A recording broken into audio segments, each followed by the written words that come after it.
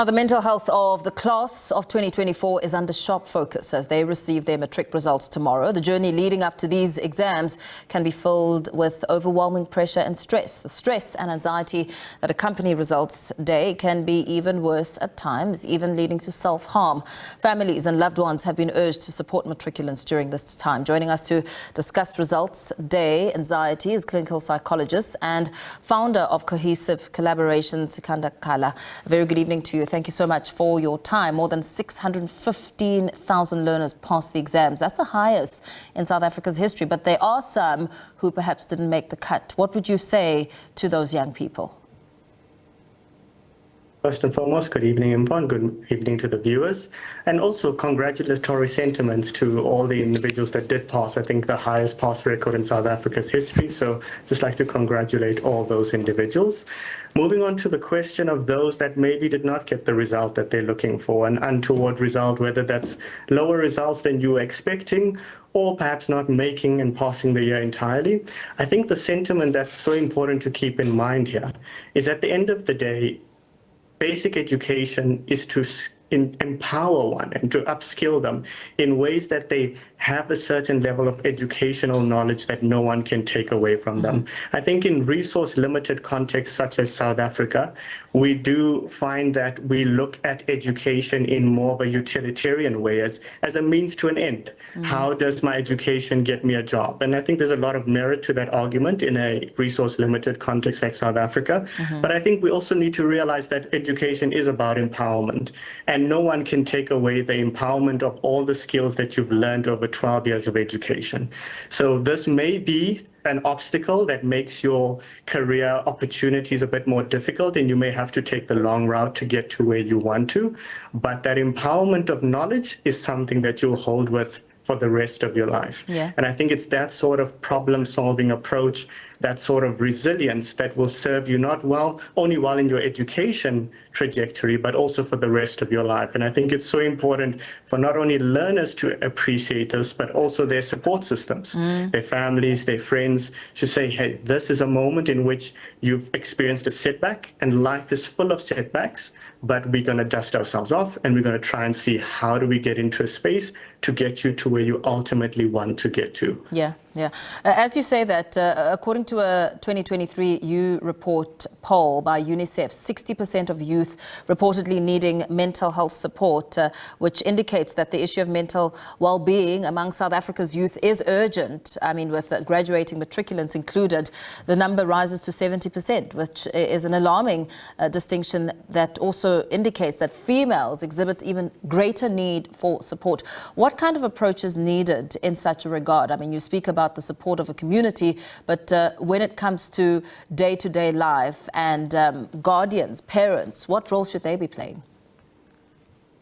Yeah, I think unfortunately with mental health, we often take a reactive approach. And I think it's so important to start thinking preventatively and a bit more proactively as well, that when we're looking at mental health support systems, you want to build a certain culture of acceptance, tolerance, communication, where individuals build quality relationships with those around them. So it starts in the years preceding your matric year. It starts with building that quality relationship with your loved one, saying to them that I know that you are more than just defined by one particular moment. I know the average of who you are. And the average of who you are is someone that I feel has such an optimistic future ahead of you that I'm going to be beside you step by step, hand by hand, and guide you through this entire process. That's more on the preventative side, where we start building these relationships at an early age. When it comes to the more acute stress now of the shock that may come with an untoward outcome, I think what's so important is more containment measures. Sitting with a loved one, explaining to them that the shock that you're in right now is a normal reaction. You've invested a lot into this process. You've sacrificed quite a bit, and this is not the outcome you want. You're feeling disappointment. You're processing the disappointment, but ultimately we're going to work through this together. And I think a huge aspect of that as well is being able to identify some of the things that may show that a learner is not in the best mental headspace. And I think a good way of approaching this is thinking about what are the warning signs, what are the red flags one needs to be on the lookout for.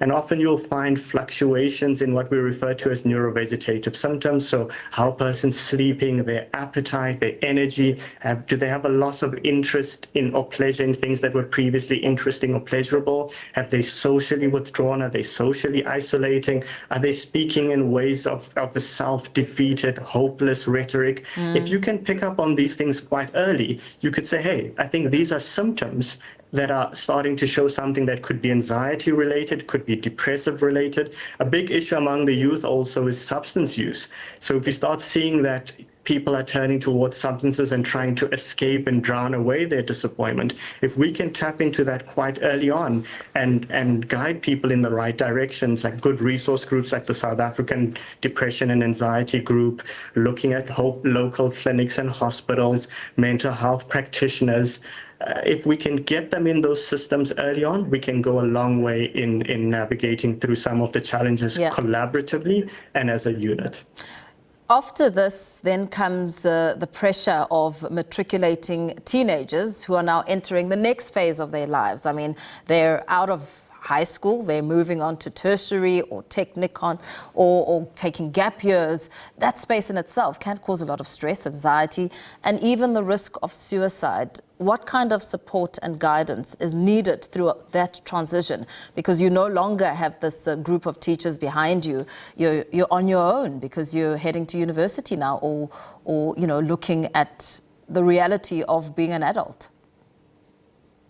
Exactly.